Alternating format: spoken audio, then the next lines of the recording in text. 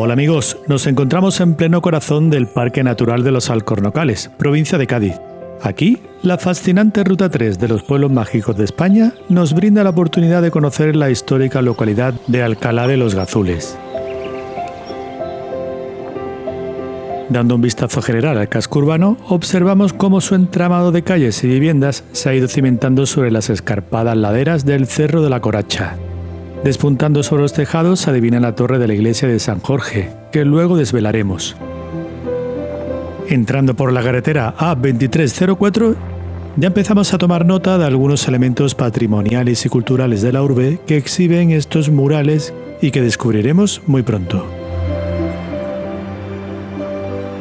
Hoy tenemos la suerte de contar con Juanjo, técnico de turismo de Alcalá de los Gazules, que nos acompañará en esta primera parte de la visita que comienza en el Parque Félix Rodríguez de la Fuente. Este espacio con zonas ajardinadas homenajea al famoso naturalista español que hizo una gran divulgación medioambiental con sus documentales audiovisuales donde mostró su amor por la naturaleza. En la fuente que aquí se emplaza hay una obra en bronce dedicada a las personas que con su esfuerzo dieron vida al Parque Natural de los Alcornocales en la tarea del corcho. El monumento fue creado por el autor alcalaíno Jesús Cuesta Arana. Muy pocos pasos tendremos que dar por el parque para sorprendernos con el bronce de la escuta. Esta placa del año 189 a.C. relata en latín arcaico un decreto romano para liberar unos prisioneros de la antigua Torre de la Escuta. La placa se encontró en el término municipal en el año 1867 y la que aquí vemos es una reproducción de la original, que se encuentra en el Museo del Louvre de París. Tampoco tendremos que andar demasiado para incorporarnos a la calle Alejandro Sanz. Sí amigos, en el año 2019 el famoso cantante guarda aquí su nombre y un poema sobre Alcalá que escribió él mismo hace un tiempo. Este era el pueblo de su madre y fue también donde pasó muchos veranos de su infancia. Con este homenaje, la corporación municipal también ha querido dar valor a la desinteresada contribución de Alejandro a la promoción de Alcalá de los Gazules. Por su parte, en esta misma calle asoma el edificio del Cine de Andalucía. Construido en 1957, este complejo contribuyó a que muchos habitantes de la localidad se aficionasen al séptimo arte. Hoy día, el edificio se ha restaurado para darle uso como espacio cultural. A continuación, Juanjo nos conduce a Las Peñas, uno de los rincones más antiguos de la urbe. Su longevidad se debe a las características geológicas conformadas por afloramientos rocosos ígneos o magmáticos de unos 200 millones de años. No son pocos los encontrados en la provincia de Cádiz, muchos de ellos albergando cuevas y cavernas que ya fueron ocupadas por humanos desde la prehistoria. El casco antiguo de Alcalá nos aguarda. Pero antes vamos a mostraros uno de los establecimientos de repostería tradicional más emblemáticos de la localidad. El horno de Vero Luna, mezcla y sabores de Alcalá. ¿Cómo huele, no? Pan de pueblo, quesos y embutidos locales, miel y frutos secos son algunos de sus productos más demandados. Aunque quizá esta es la torta de pellizco, el dulce típico. Las estrellas de la corona del establecimiento Porque se decora dándole pellizco. son los dulces artesanos, como la torta de pellizco. Le voy a enseñar una tradición con los pellizcos, que es verdad que la masa sube y el pellizco se pierde un poco, pero se le nota el pellizco. Una con chicharrones. Esto sí que es difícil de pillar. Ya solo el olor de este lugar alimenta, y todavía más cuando Vero nos invita a ser testigos de la zona de creación, donde se cocinan todas esas delicias. Es la más pequeña. Tortas, magdalenas y merengues horneados nos seducen por todos lados. Aquí es difícil no salivar y, por supuesto, tener las manos quietas. Pasión por el oficio es lo que nos transmite esta mujer que ha tomado el relevo para continuar elaborando estos dulces siguiendo una antigua receta familiar.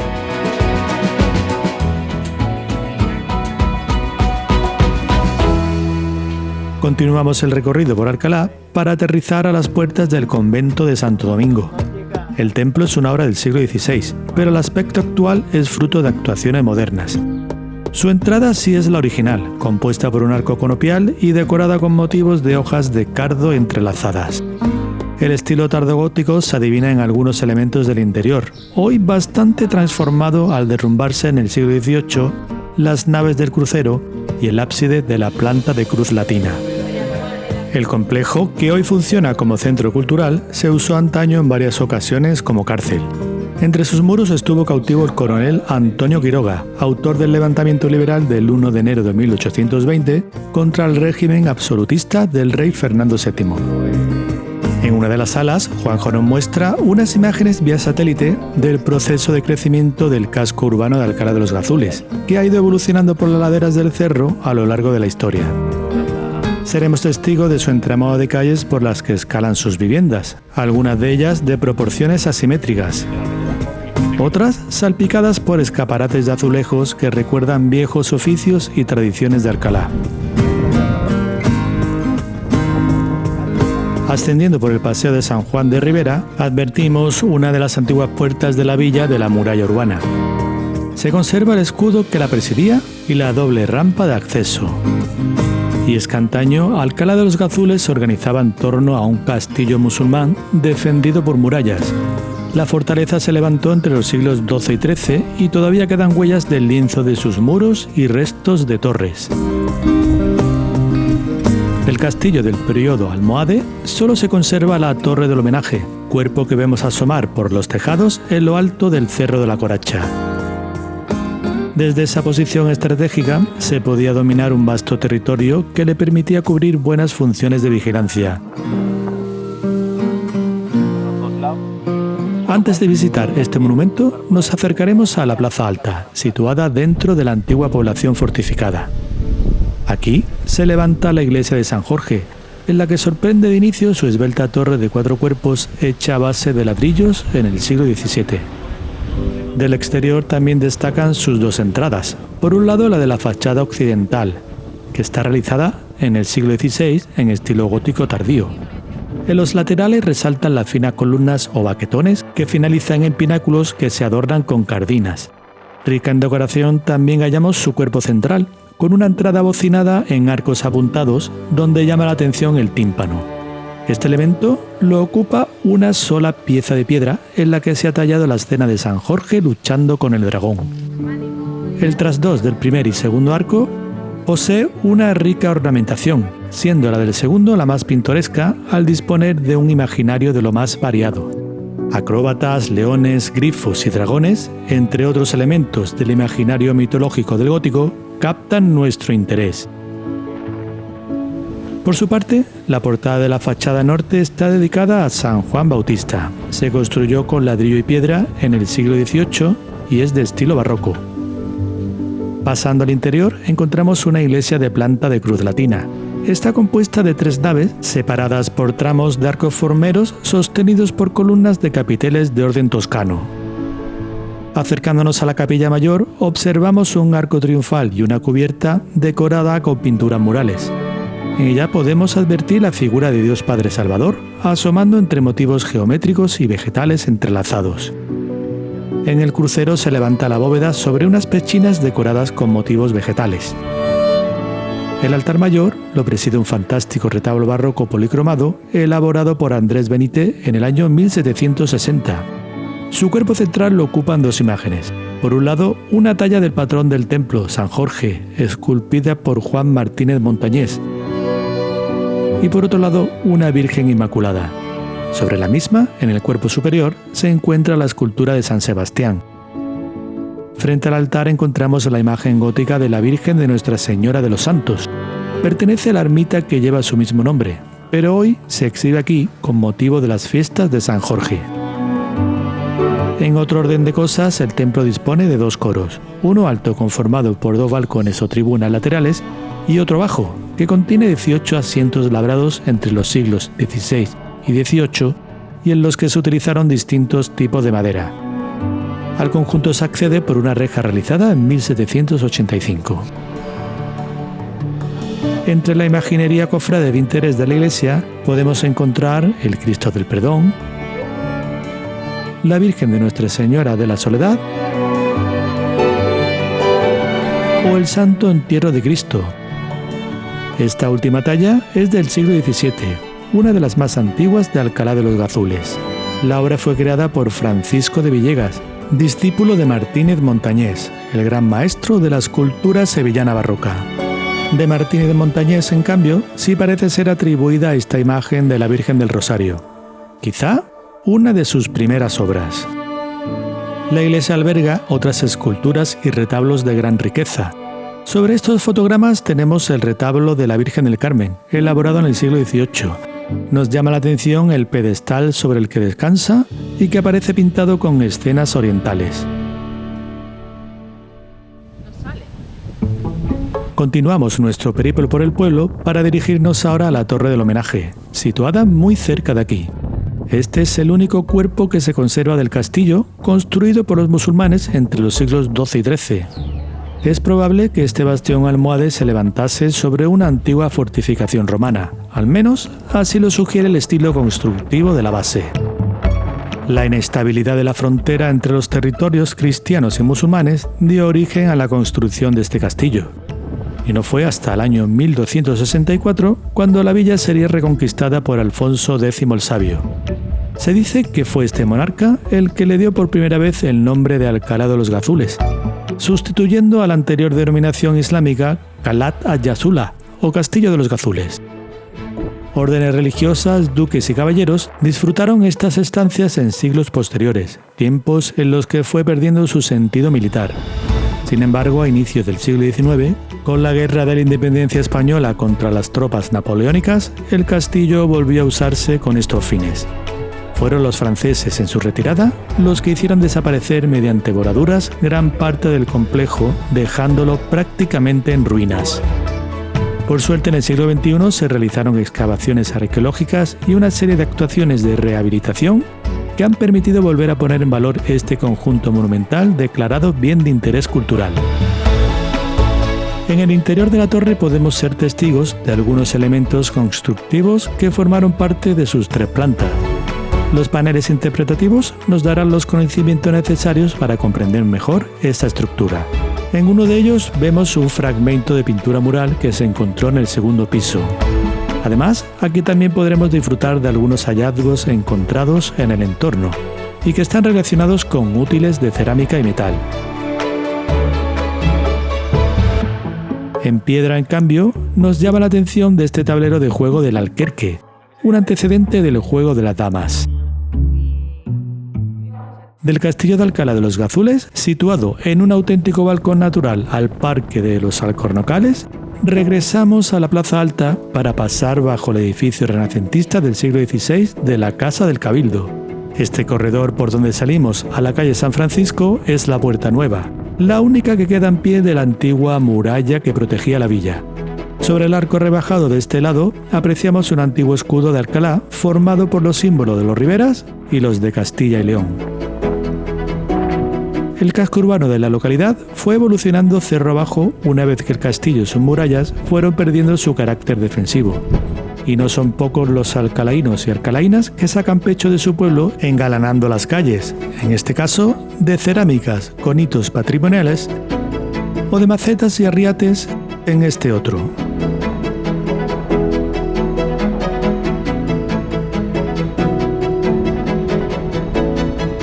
Paseando por sus pulcras calles empedradas y escalonadas, vamos absorbiendo todo ese entramado sinuoso típico de la herencia musulmana, donde el tiempo ha ido mezclando viviendas populares y casas señoriales con otras de carácter más urbano.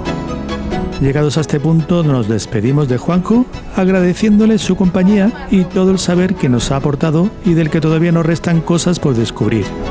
Pero antes de continuar, vamos a reponer fuerzas saboreando un símbolo gastronómico de este lugar, el gazpacho caliente. Este plato típico, hecho a base de pan, tomate, pimiento verde, ajo, aceite, naranja amarga y sal, sacia al más glotón y se estila mucho en las fiestas patronales en honor a San Jorge. Una receta que forma parte del patrimonio culinario de Alcalá de los Gazules. Reanudamos la marcha volviendo a la Torre del Homenaje. Al nordeste de la misma se encuentra el Parque Mirador de la Coracha, desde el que parte un sendero peatonal descendente que nos dirigirá a los antiguos depósitos romanos.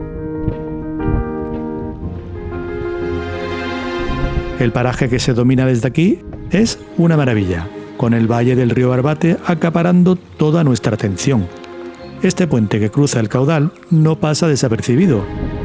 Pronto lo visitaremos.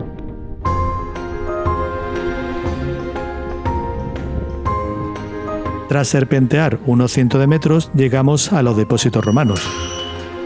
Una obra de ingeniería que atestigua la presencia romana en Alcalá de los Gazules. Se construyeron entre el siglo I a.C. y el II después de Cristo para almacenar y distribuir el agua por la red que abastecía a la población. La infraestructura se compone de 2 cuerpos abovedados con cubierta de medio cañón hecha a base de robustos sillares. Se dice que sobre el complejo hidráulico se emplazaba una fuente dedicada a una ninfa, hoy desaparecida, y a la que se le rendía culto.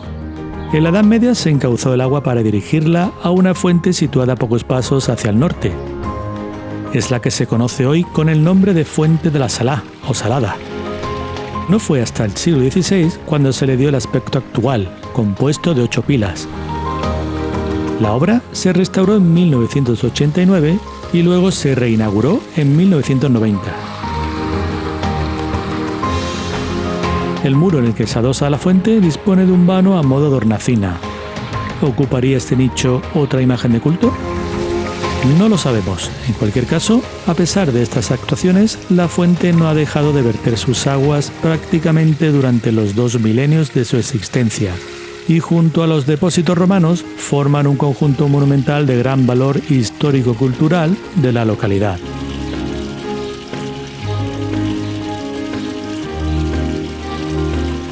Descendiendo por esta calle de Nuestra Señora de los Santos para luego continuar hacia el oeste por la carretera de Cádiz 5032, llegaremos al puente de Alcalá de los Gazules.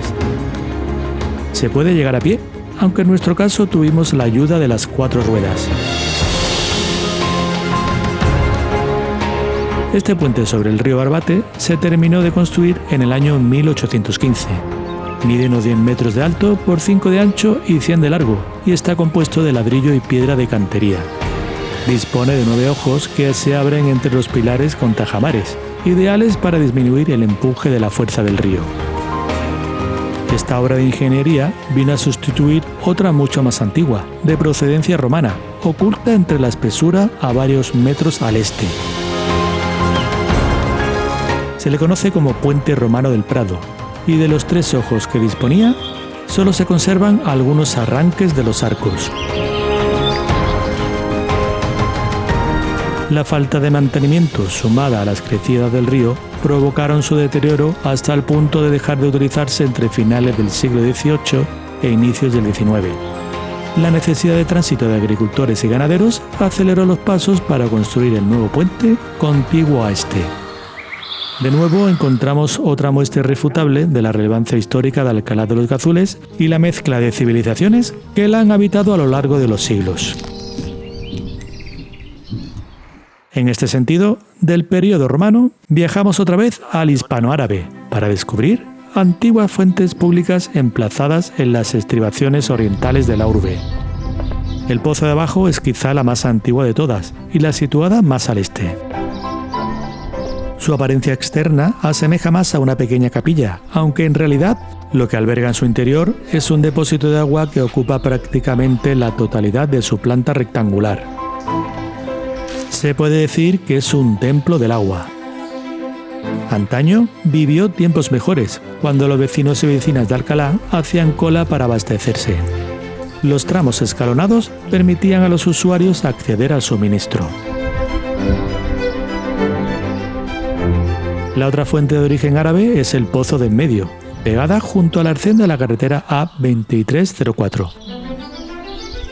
Este edificio sufrió reformas durante el siglo XIX para el abastecimiento de agua. Estos espacios etnográficos también servían a la población para socializar mientras ejercían su derecho de avituallamiento de agua. Para finalizar, también en el mismo margen de la carretera, visitamos el Pozo de Arriba. Para llegar al complejo hay que subir un corto carril cimentado. Esta fuente se construyó en el año 1778. Un siglo después, en 1877, se consiguió conducir el agua hasta la localidad, lo que suponía un avance en comodidades, aunque para ello había que pagar una cuota. Ante tales condiciones, muchas vecinas y vecinos siguieron cargando el agua desde las distintas fuentes hasta bien entrado el siglo XX.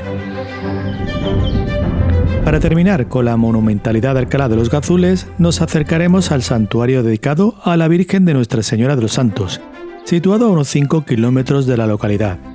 La patrona de este templo fue la protectora de los alcalainos y alcalainas en una batalla en la que las milicias comarcales frenaron las ansias invasivas de tropas musulmanas.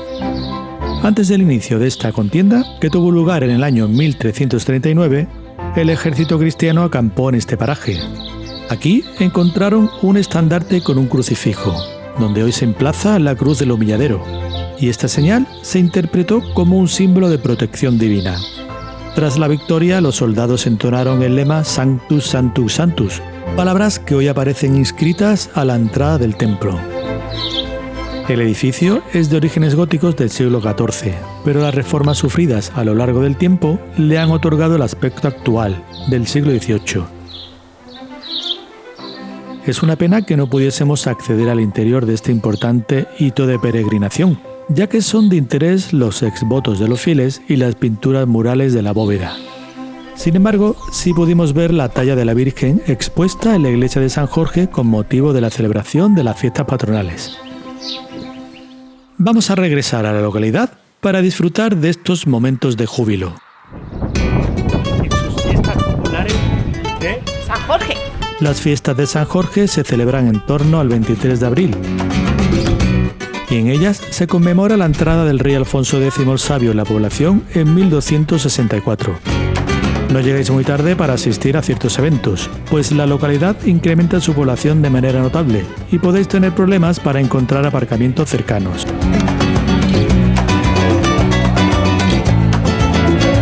En la programación de hoy vamos a ser testigos de una suelta de reses bravas por las calles del pueblo, de ahí la presencia de barreras. El acto tendrá lugar en la Plaza Alta, espacio que también suele utilizarse para degustaciones culinarias, concursos y bailes.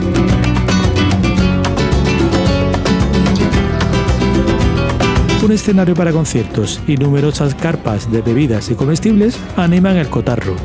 Por cierto, la vivienda noble del siglo XVII, Casa Diáñez, va a utilizarse para albergar un museo dedicado a Alejandro Sanz. Estaremos atentos a su futura apertura. Ahora nos sumamos a todos los espectadores para intentar ocupar los mejores asientos antes del evento que viene a continuación.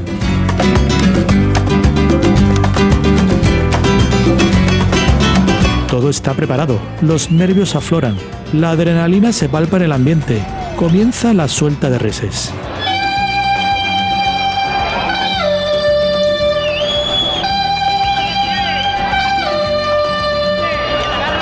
Vaya, el novillo no ha entrado con buen pie, o mejor dicho, con buena pezuña. El suelo deslizante debido a las lluvias intermitentes no se lo pone nada fácil, pero cuando se hace con el terreno, el animal va directo a su objetivo, que por cierto no para de moverse. Los numerosos recortadores nos ponen el corazón en un puño en alguna ocasión, pero en general el festejo se desarrolla sin mayores complicaciones.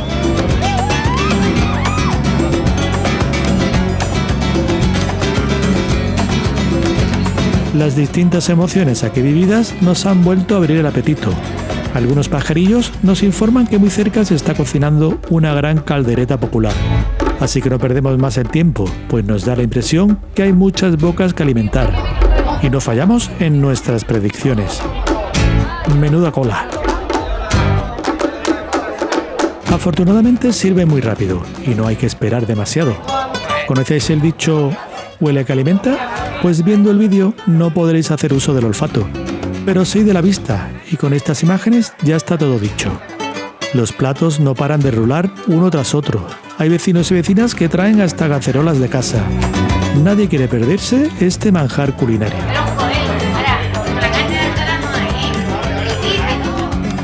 Enhorabuena a los cocineros, a los organizadores y al pueblo de Alcalá de los Gazules en general por hacernos partícipes de estos momentos de regocijo. Esto hay que repetirlo. Otro de los grandes reclamos turísticos de Alcalá de los Gazules es su entorno natural, donde podremos descubrir numerosos rincones de singular belleza gracias a distintas rutas. Uno de ellos es la Laguna del Picacho. Fijaos qué lugar tan impresionante. Aquí cambiamos el bullicio de las fiestas de la localidad por el concierto del croar de las ranas.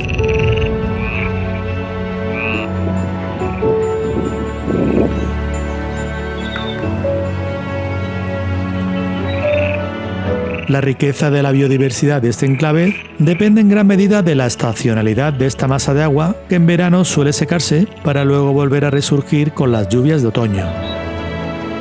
Por suerte este año las lluvias han sido generosas y nos permiten gozar del buen aspecto de la laguna.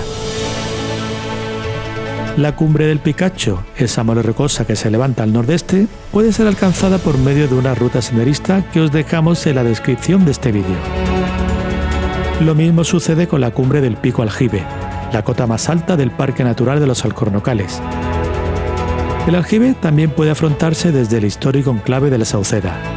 Para ascender a dichos relieves es necesaria una autorización administrativa.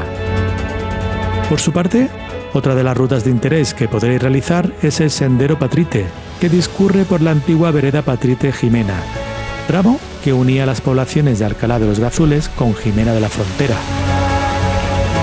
Y nada más, amigos, se nos ocurren otros tantos motivos para venir a visitar Alcalá de los Gazules, pero os dejamos que los descubráis por vuestra cuenta. Eso forma parte de la magia de viajar, forma parte de los pueblos mágicos de España. Hasta la próxima.